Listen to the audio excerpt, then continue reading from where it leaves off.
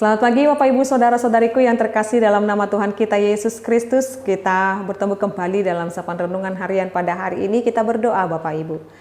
Kasih karunia Tuhan kita Yesus Kristus, kasih dari Allah Bapa dan persekutuan Roh Kudus, itulah kiranya menyertai kamu. Amin.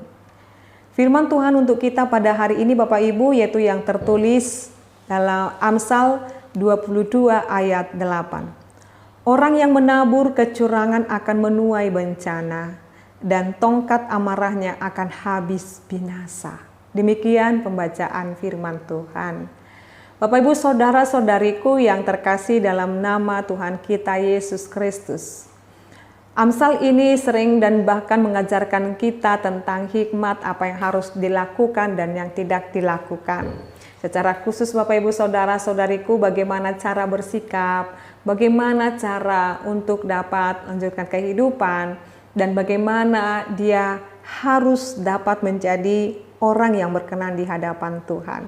Diingatkan dalam kitab Amsal ini orang yang menabur kecurangan. Jadi hari-hari dalam hidupnya penuh dengan tipu muslihat, penuh dengan kebohongan, penuh dengan ketidakbaikan, ketidakjujuran. Itu adalah orang-orang yang hari-harinya menabur kecurangan. Jadi siasat-siasat dia lakukan, siasat-siasat mengadu domba, atau bahkan untuk menjadi pribadi yang tidak bersahabat, atau menjadi pribadi yang mengumpulkan, menyembunyikan satu kata kebenaran dan mengolahnya menjadi suatu fitnah. Itu merupakan orang-orang yang melakukan kecurangan. Tiba pada saatnya, maka semua yang boleh dia buat menjadi skenario kejahatan dan kecurangan itu akan berubah menjadi bencana. Dan tongkat amarahnya akan habis binasa. Artinya Bapak Ibu Saudara-saudariku, firman ini mengajarkan kita supaya kita menjadi hidup pribadi yang jujur dan apa adanya. Jadi menjadi pribadi yang jujur dan apa adanya ini memperkatakan yang benar, memperkatakan yang sesuai dengan pada faktanya Bapak Ibu. Karena hari-hari ini Bapak Ibu ada karena banyaknya kepentingan-kepentingan banyak orang yang berbicara tidak sesuai dengan faktanya, berbicara tidak dengan begitu baik, oleh karena ya sesuatu hal ada yang mau dimusnahkannya atau bahkan mau dihancurkannya. Maka siapapun yang boleh merencanakan hal yang tidak baik kepada sesamanya, maka hal yang tidak baik itu akan kembali kepada dia. Sebagai anak-anak Tuhan Bapak Ibu, marilah kita selalu memikirkan bagaimana selalu melakukan yang baik kepada orang. Marilah hari-hari kita itu kita pakai bagaimana ya saya bisa menolong orang lain. Marilah hari-hari kita itu memikirkan bagaimana saya bisa menjadi berkat.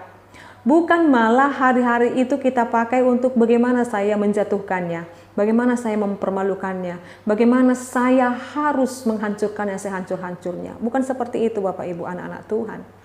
Jadi selagi Tuhan masih memberikan hari-hari dalam kehidupan kita, semampu dan sedapat kita, mari melakukan hal yang baik di sepanjang kehidupan ini. Karena kecurangan akan menghasilkan bencana kepadanya, tetapi kebaikan akan menghasilkan berkat yang daripada Tuhan.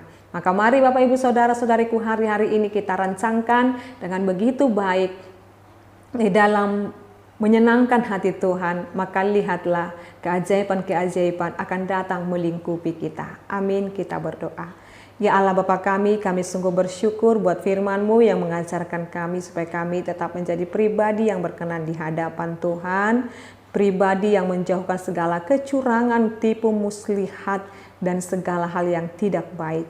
Tetapi kami boleh Tuhan perkenankan untuk menjadi pribadi yang menyenangkan Tuhan.